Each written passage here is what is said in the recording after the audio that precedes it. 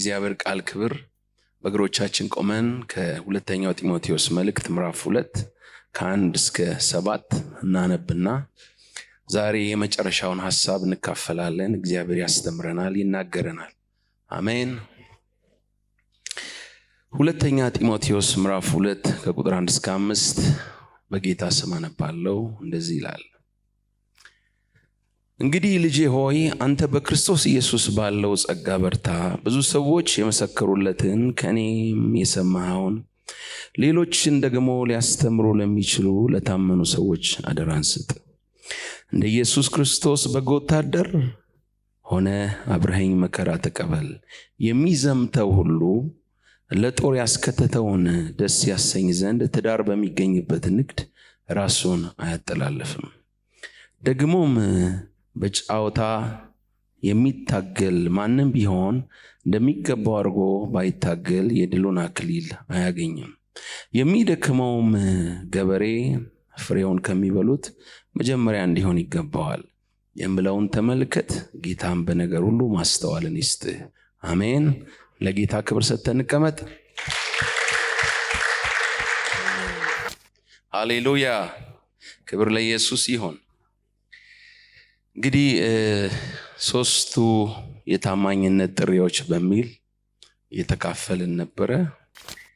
የመጀመሪያው ኢየሱስ ታማኝ በጎ የሆነ የራሱን ወታደር ይፈልጋል ብለናል አይደለም?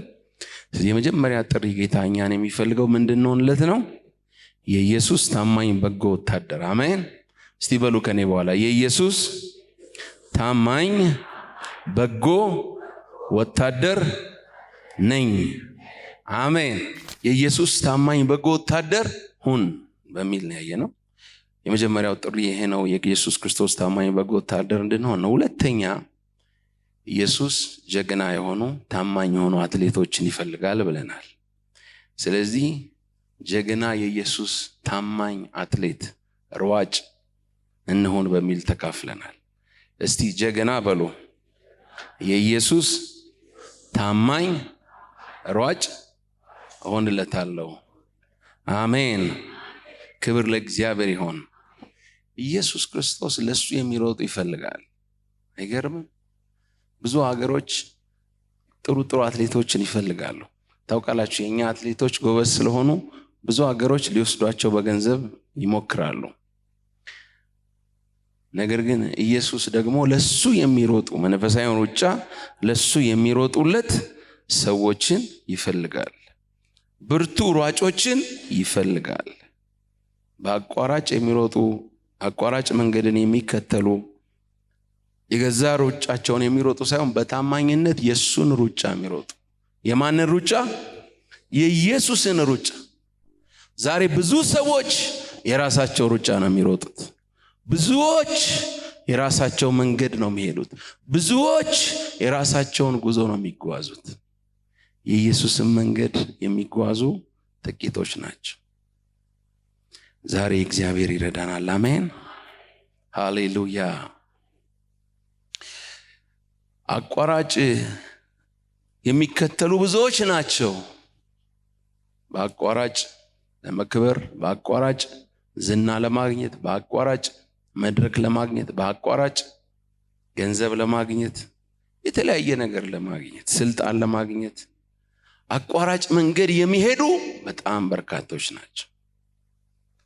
ከኢየሱስ ጋር ግን ሕጉን ጠብቀው የሚሄዱ ጥቂቶች ናቸው። ዛሬ እግዚአብሔር የሚፈልገው ይህን ሩጫ እንድንሮጥ። አሜን።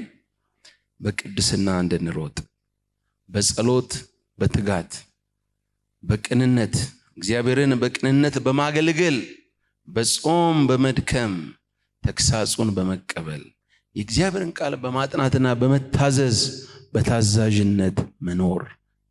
ይህንን እየተከተልን እንድንሮጥ እግዚአብሔር ይፈልጋል። እግዚአብሔር ሁላችን ይርዳን። አሜን።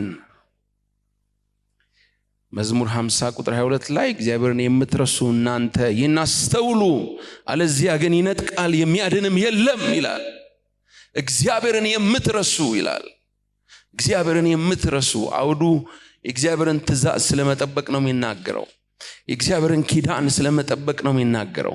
ኪዳኑን የምትተው ትእዛዙን የምትተው ትእዛዙን የምትተላለፉ እናንተ ይህንን አስተውሉ፣ ይህን ልብ በሉ፣ ይህን የምትረሱ ልብ በሉ፣ አለዚያ ግን ይነጥቃል፣ የሚያድንም የለም፣ ይግባኝ የለውም። ይነጥቃል፣ አማርኛው ይነጥቃል፣ እንግሊዝኛው ቱ ፒስስ ነው የሚለው፣ እንደ ሽንኩርት ይከትፋል ነው የሚለው። አሁን እኛ እግዚአብሔርን ብዙ ስለማናውቅ ነው የምንዳፈረው።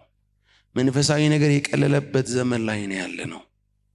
ሰው መገሰጽ አይፈልግም። ከነ ኃጢአቱ ከነ ኮተቱ መንግስተ ሰማይ የሚገባ ይመስለዋል። ለመሰራት ዝቅ ለማለት ጸጋን ለመቀበል ኃይልን ለመቀበል ልቡ የተዘጋጀ አይደለም ብዙ ሰው። የእግዚአብሔርን ቃል ለመስማት ልቡን ያዘጋጀ አይደለም። እንዲሁ ማህተም እንዲታተምለት ነው የሚፈልገው። ጌታ ሆይ ማህተም አትምልኝ። እግዚአብሔር ደግሞ ከፍቃድ ውጭ አያትምማ። ህገወጥ ግንባታ ብትሰራ መንግስት ያትምልሃል እንዴ? ቤት ሰርተ መዘጋጃ ሄደ አጽኑልኝ ብትል ያጸናልሃል? ያጸናልሃል ወይ? ህጋዊውን ይልሃል መጀመሪያ አይደለም? አፍርስ ነው የምትባለው። ስለዚህ ብዙ ሰው ህገወጥ የሆነ ሩጫ ነው የሚሮጠው። አያችሁ፣ ትናንትና ተናግሬያለሁ። አትሌቶች በደንብ ተምረው ሰልጥነው ተዘጋጅተው ነው የሚሮጡት። እንደፈለክ በዚህም በዛም ብትሮጥ ሽልማት አታገኝም። ትራክህን ጠብቀህ ነው መሮጥ ያለብህ። ሌላ ሰው ጠልፈ እንዳትጥል የራስህን መንገድ ጠብቀህ ነው መሮጥ ያለብህ። ስለዚህ እግዚአብሔርም ደግሞ ወገኖቼ እንድንሄድ የሚፈልገው እሱ ባሰመረልን መንገድ ነው። አሜን። ዘውድ አለ፣ ሽልማት አለ። በመጨረሻው ቀን ባዶ እንዳንቀር፣ እንዳናዝን፣ እንዳንጎዳ፣ ዘላለማችን የጸጸት እንዳይሆን እግዚአብሔር እየተናገረን ነው። ከኢየሱስ ጋር መሮጥ ይሻላል። አሜን አሜን። ዝም ብሎ ጫጫታ አይሆን ህይወታችን። የህይወታችን ያኗኗር ዘይቤያችን ኢየሱስን ያሳይ። መንገዱ ኢየሱስ ነው። እኔ መንገድ፣ እውነት፣ ህይወትም ነኝ። ላይፍ ነው ኢየሱስ። የምትኖሪው ህይወት ነው። የምትኖረው ህይወት ነው። በእኔ ሁኔታ ልጁን ለመግለጥ በወደደ ጊዜ ከስጋና ከደም ጋር አልተማከርኩም አለ ሐዋርያው። እሺ አልኩት፣ ታዘዝኩታል። ኢየሱስ በእኛ መገለጥ ይፈልጋል። በእኛ ሁኔታ በተጠራንበት እንድንመላለስ የእግዚአብሔር ቃል ያዘናል። ዛሬ ብዙ ሰው ሌላውን ነው መምሰል የሚፈልገው፣ ኢየሱስን አይደለም።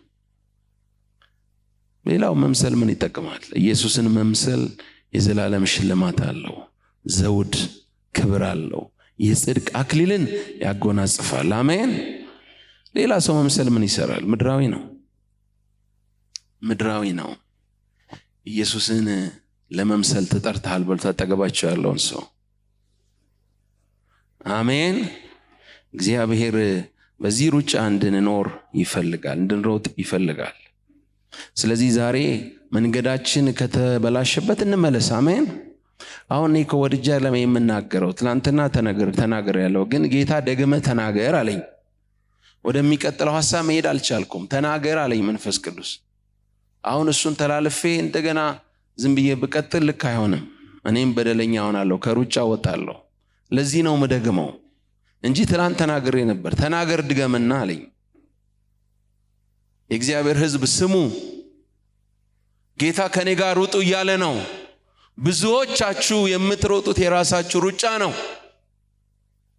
ስለዚህ መንፈስ ቅዱስ አስተካክሉ ሩጫችሁን ይላችኋል።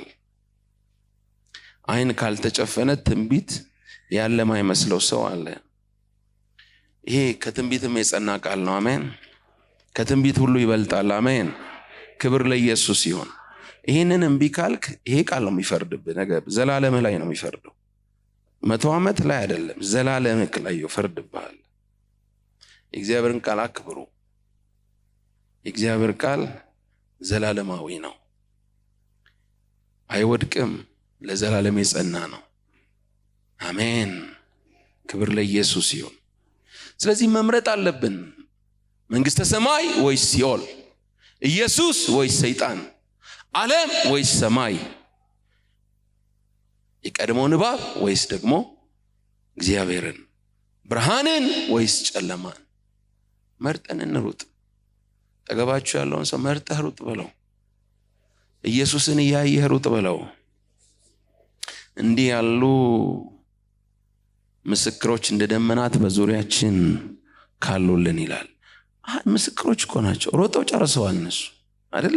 ዕብራውያን 11 ላይ ያሉ አባቶች፣ የእምነት አባቶች ሮጠውታል። እነሱ የእነሱን ኤግዛምፕል ተከተል ነው የሚለው። የወደቀ ሰው ለምን ታያለህ? የሳተ ሰው ለምን ታያለህ? መንገዱን ያጣመመ ሰው ለምን ታያለህ? ከሰይጣን ጋር ያለን ሰው ለምን ታያለህ? ከኢየሱስ ጋር ያለን ተመልከት። አሜን። ወደ እግዚአብሔር የሚያስጠጉንን እግዚአብሔር ይስጠን። የሚያወጡንን ሳይሆን የሚያስጠጉንን። አሜን። ብዙዎች የሚያወጡ አሉ፣ የሚያስጠጉንን እግዚአብሔር ይስጠን። አሜን። ከሚያወጡ ጋር ለምን ወዳጅ ትሆናለህ? ለምን ጊዜን ታሳልፋለህ? የሚያስገቡን ይሻሉናል። አሜን። የሚያስጠጉንን ንምረጥ። አሜን። ስለዚህ ዛሬ እግዚአብሔር ወደ ቦታ ተመለስ እያለ ነው። አሰላለፍን አስተካክል፣ ሩጫህን አስተካክል እያለ ነው። በጨዋታ የሚታገል ማንም ቢሆን እንደሚገባው አድርጎ ባይታገል የድሉን አክሊል አያገኝም። ቀልደህ አክሊል ታገኛለህ እንዴ? አክሊል ማግኘት ትፈልጋለህ? አጠገባቸው ያለውን ሰው ትፈልጋለህ ወይ በለው እስቲ። አክሊል አለኝ እያለ ነው እግዚአብሔር በለው። የዘላለም አክሊል ሽልማት አለኝ እያለ ነው። ስለዚህ ዛሬ ነቅተህ ለሱ ሩጥ እያለ ነው በለው። አሜን። ኢየሱስ የዘላለም ሕይወት ነው። ለምድራዊ ነገር የተከተላችሁ ካላችሁ ዛሬ ቆም ብላችሁ ይህን አስተውሉ። እግዚአብሔር ይናገራችኋል። ኢየሱስ ሕይወት ነው፣ ልጄ ሕይወት ነው ይላል አብ። አሜን። የሚበዛ ሕይወት፣ የሚያሳርፍ ሕይወት፣ ከጨለማ የሚያወጣ ሕይወት፣ በሰይጣን ላይ በድል የሚያራምድ ሕይወት፣ እረፍትና ሰላም የሚሰጥ ሕይወት። ሃሌሉያ! ኢየሱስ ሕይወት ነው። እንደሚገባ ታገል ይላል። እንደሚገባ ከልብህ ከውስጥህ። እንዴት ይሆናል? ሌሊቱን ሙሉ ተኝተህ ሳትጸልይ እያደርክ ክርስቲያን ነኝ ማለት ይቻላል እንዴ? አይደለም። ሳትጸልይ ጸልይ እንኳን ይህን ዘመን እኮ ማለፍ በጣም ጸጋ ይጠይቃል። እውነት ሐሰት መሪዎች፣ እውነት ነው ሐሰት ነው። ስለዚህ እግዚአብሔር እድል ሰጥቷቸዋል። ዛሬ አብያተ ክርስቲያናት መሪዎች፣ ቸርች አጥቢያዎቻችሁን፣ ቤተ እምነቶቻችሁን ዘግታችሁ አብራችሁን በዚህ ኮንፈረንስ ላይ ያላችሁ፣ ስለዚህ ጊዜውን እንጠቀመው። እግዚአብሔር የሚለንን እንስማ፣ እግዚአብሔር የሚናገረን እናስተውል። የሚሰማኝ በእርጋታ ከመከራም ስጋት። አብዛኛው አማኝ ያላረፈው እግዚአብሔርን ስለማይሰማ ነው። ይሰማል። አንተ እግዚአብሔርን ትሰማለህ ወይ? እስቲ አጠገባ ያለውን ሰው እግዚአብሔርን ትሰማለህ ወይ? ልብ ዝግጁ ነው ወይ በለው። አሜን። የእግዚአብሔርን ቃል በቅንነት ስማ በለው። በየዋህነት ተቀበል በለው። ነፍስህን ያድናል በለው። ጨለማህን ይጠርጋል በለው። ዛሬ ያስተካክልሃል በለው። አሜን። ሃሌሉያ። ብዙዎች በዚህ ዘመን እግዚአብሔርን የሚያሰድቡበት፣ ለብዙዎች እንቅፋት የሆኑበት ሰዎች ወደ ጌታ ለመምጣት እንኳን ማይፈልጉበት ዘመን ነው። ብዙዎቻችንን እያዩ ማለት ነው። ዛሬ ጌታ ያስተካክለን፣ እግዚአብሔር ያስተካክለን። እጆቻችሁን ቀኝ እጃችሁን አንሱና ጌታ ሆይ ያስተካክለኝ በሉት። የጽድቅን አክሊል መቀበል እፈልጋለሁ በሉት። ሩጫዬ ካንተ ጋር ይሁን በሉት። አንተን እንድሰማህ እርዳኝ በሉት። አንተን እያየው እንድሮጥ እርዳኝ በሉት። አሜን። እግዚአብሔር ሁላችንን ይርዳ። አሜን። ኢየሱስን የምታይ ከሆነ አትሰናክልም። ባልንጀራ የምታይ ከሆነ ስንክልክል ነው የሚወጣው። ይሰማል። ኢየሱስን የሚያይ ሰው ኢየሱስ ትሁት ነው፣ በልቡ የዋህ ነው። ሲገሰጽ እንኳን አይታበይም። እሺ ይላል። እግዚአብሔር ጸጋን ያፈስለታል፣ ከፍ ከፍ ያደርገዋል። መሪዎች ሲገሰጿችሁ እሺ፣ ለእናንተ ጥቅም ነው፣ ለህይወት ነው። የማይገሰጽ ልጅ ዲቃላ ነው ይላል እግዚአብሔር ቃል አይደለ? እግዚአብሔር ደግሞ የሚገሰጽ በመሪዎች በኩል ነው፣ የሚጠርብህ ማለት ነው። ስለዚህ እሺ በል፣ ባይሆን ጸጋን ስጠኝ በለው ጌታን። አሜን። አታኩርፍ፣ አትታበይ። ማናችንም ፍጹም አይደለንም። 40 ዓመትም አገልግለን የሚቀረን ነገር ሊኖር ይችላል። አይደለም እንዴ? ወደ ፍጹምነት የምንሄድ እንጂ ፍጹምነት ላይ ደረስን አይደለንም። ኢየሱስ ጌታ ነው። ሶስተኛውን ሐሳብ ልናገር ዛሬ። በዚህ ላይ ተናግሬ ነው ምጸልየው። ታታሪ የኢየሱስ ታማኝ ገበሬ ሆን በሚል ነው።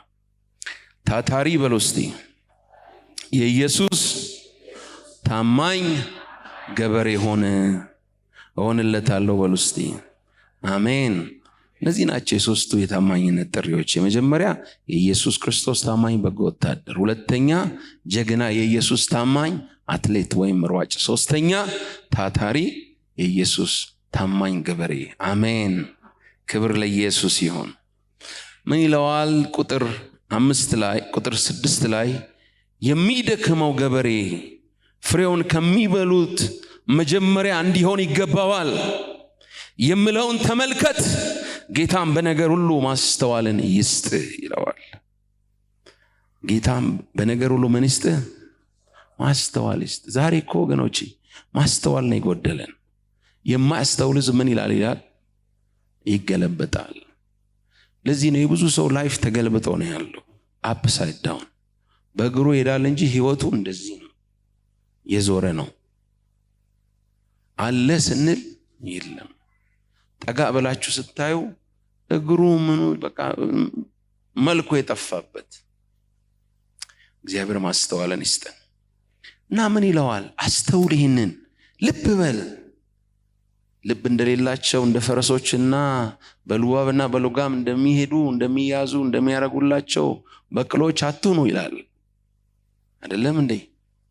ስለዚህ እንደ ፈረስ አትሁን በለው። አጠገብ ላለው ሰው አንተ በቅሎ አይደለህም በለው።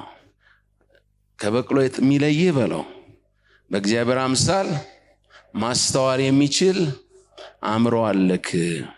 አሜን። አንዳንድ ሰው ቁጭ አድርጎ አእምሮውን በሌላ ነገር መመራት ነው ይፈልግ። መንፈስ ቅዱስ ቃሉን ለአእምሯችን ነው የሚያበራው። ይሰማል።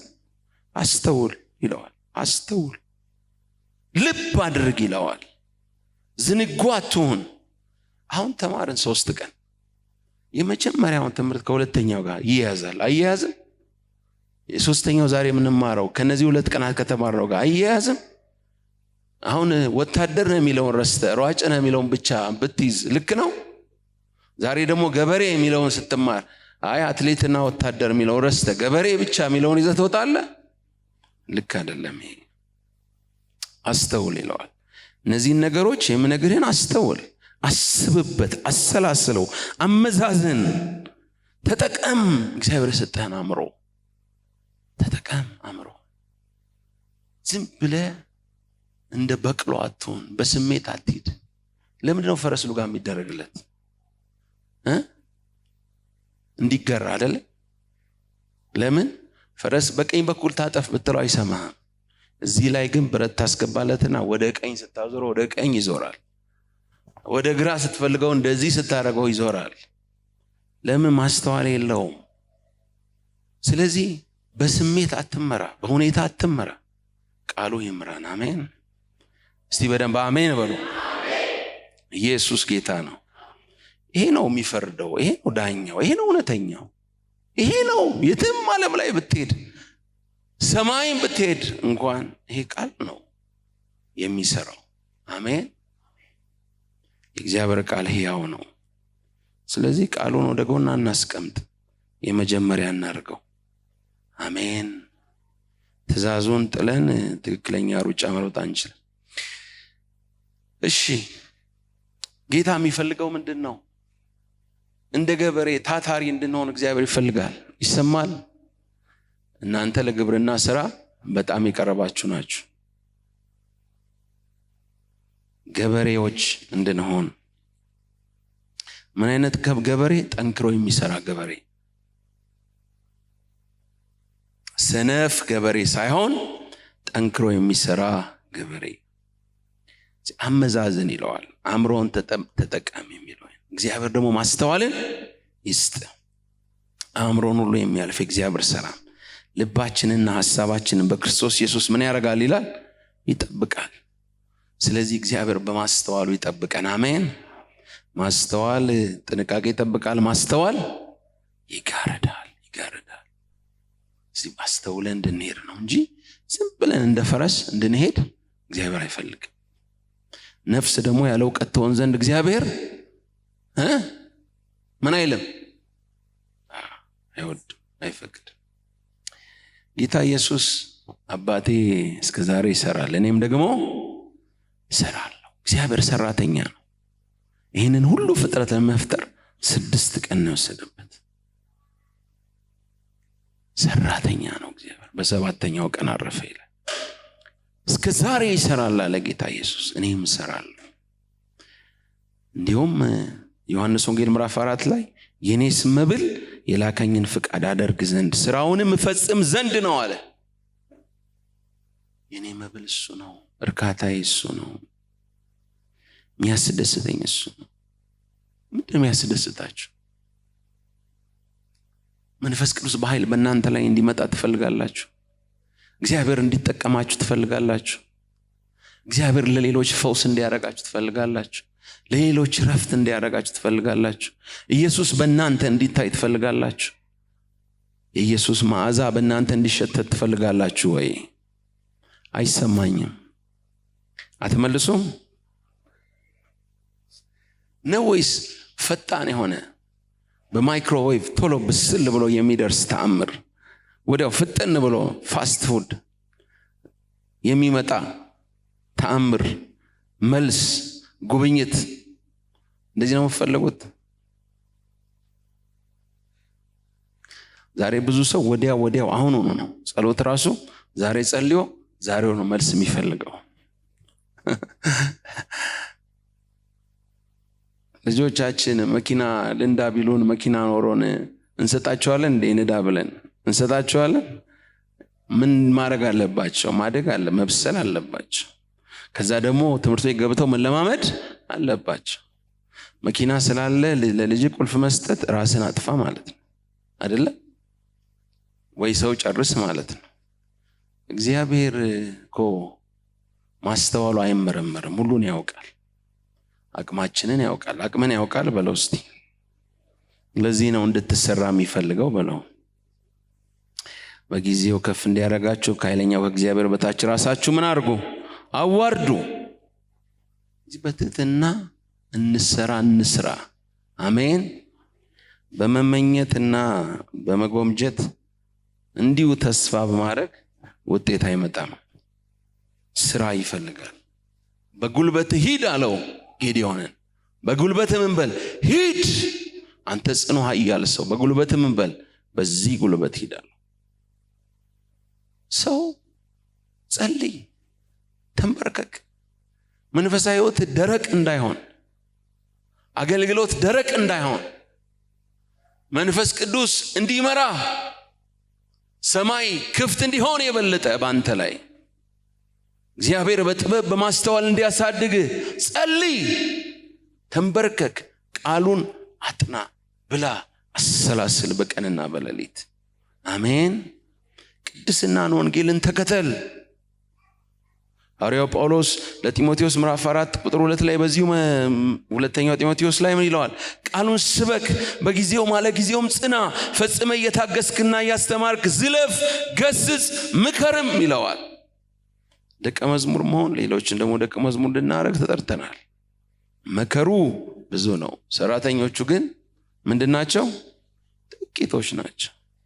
እንግዲህ የመከሩ ጌታ ወደ መከሩ ሰራተኞችን እንዲልክ ለምነው ይላል። አሜን። ክብር ለኢየሱስ ይሁን። ሰራተኛ አሁን በአጠገባቸው ያለውን ሰው ወደ ዓለም ሁሉ ሂድ፣ ወንጌልን ሁሉ ለፍጥረት ስበክ በሉት። ይሄ ለወንጌላዊ ብቻ የተሰጠው ለአማኝ ሁሉ ነው። አሜን። ያንተን ቤተሰብ ማን ነው መድረስ ያለበት? እዚህ የመካነ ኢየሱስ ወንጌላዊ መጥቶ ነው ያንተን ቤተሰብ መድረስ ያለበት? አንተ ምን ትሰራለህ? ጓደኞችን ማን ነው መድረስ ያለበት? የትምህርት ቤት ጓደኞችን እግዚአብሔር በማን ነው መድረስ የሚፈልገው? በቃለ ሕይወት ወንጌል ላይ ቤተክርስቲያን ባለው ወንጌል ላይ እንዲደርስ ነው የምትጠብቀው? ብርሃንና ጨው ሁኑ የተባልነው አማኞች ሁላችንም ነን እኮ። የሙሉ ጊዜ አገልጋዮች ብቻ ናቸው እንዴ ለጨውነት የተጠሩት ለብርሃንነት የተጠሩት? እስቲ እኔም ነው በሉ፣ እኔንም ነው የጠራኝ በሉ እስቲ። ጌታ እኔንም ጠርቶኛል በሉ እስቲ። አሜን። እስቲ ሰራተኛ ሆንለታለሁ በሉ እስቲ። አሜን። ጠንካራ ሰራተኛ ሆንለታለሁ በሉ እስቲ። የተሰደበው የእግዚአብሔር ስም በሉ እስቲ በእኔ ይታደሳል። ጌታ ሆይ በሉት እርዳኝ። አሜን። የእግዚአብሔርን ስራ እንድንሰራ ጠርተናል። አናንቀላፋ። አንተ የምትተኛ ንቃ፣ ክርስቶስም ያበራልሃል። አሜን። እግዚአብሔር ነገር ከትንሽ ነው የሚጀምረው። አንዳንድ ሰዎች አይ እኔ እኮ ብዙ ነገር የለኝም፣ እኔ እኮ ብዙ ቃል እውቀት የለኝም፣ እኔ ብዙ የጸሎት አቅም የለኝም ይላል። ከትንሹ ጀምር። የእግዚአብሔር መንግስት እንኳን እንደ ሰናፍጭ ቅንጣት ነው የተመሰለችው። የሁሉ ዩኒቨርስ የሱ ሆኖ እግዚአብሔር ከትንሽ ነው መጀመር የሚፈልገው። አይገርምም? የእግዚአብሔር መንግስት በሰናፍጭ ቅንጣት ትንሿ ዘር ተዘርታ አድጋ በቅላ ትልቅ ዛፍ የሰማይ ወፎችን ሁሉ የምታስጠልል ዛፍ ሆነች ይላል። እንደሱ ነው። ለአንድ ሰው መመስከር ጀምሪ፣ ለጎረቤትሽ መመስከር ጀምሪ። እግዚአብሔር እያበዛው እያበዛው እያበዛው ይሄዳል። ለጎረቤትሽ መጸለይ ጀምሪ፣ እግዚአብሔር እንዲያድናት። ዛሬ አንድ ቃል ጣል አርጊላት፣ ነገ አንድ ጣል ጸልይላት። ጾም ጸሎት ይዘሽ ጸልይላት። መቼም ጾም ጸሎት ለራሳችን ካልሆነ ለሌላ ሰው አንይዝም አይደል? ዛሬ ያለን አማኞች እግዚአብሔር ይርዳን። ጅማሬ ታናሽ ቢሆንም እንኳ ፍጻሜ እጅግ ይበዛል ይላል እግዚአብሔር ቃል። አሜን ሃሌሉያ። በሚያንስ የታመነ በብዙ የታመነ ነው። ስለዚህ እግዚአብሔር ትንሹን ነገር አክብረ ስትሄድ በብዙ ይሾማል። አሜን። ላለው ይጨመርለታል፣ ከሌለው ግን ያለው እንኳን ይወሰድበታል። እዚህ ነው አሁን ብዙ ጊዜ ጨምርልኝ የለኝም ነው ምንለው። ሐዋርያት ደግሞ እንዴት ነው የሚሉት? ሁሉ አለኝ ይበዛልኝማል። አሜን። እስቲ በሉ ሁሉ አለኝ ይበዛልኝማል። አሜን። ስለ ፋይናንስ እኮ ነው ሐዋርያ ጳውሎስ የሚያወራው። አውዱን ስታዩ ስለ መቀበልና ስለ መስጠት ስሌት ነው የሚያወራው። አለኝ ይበዛልኝማል። አሜን።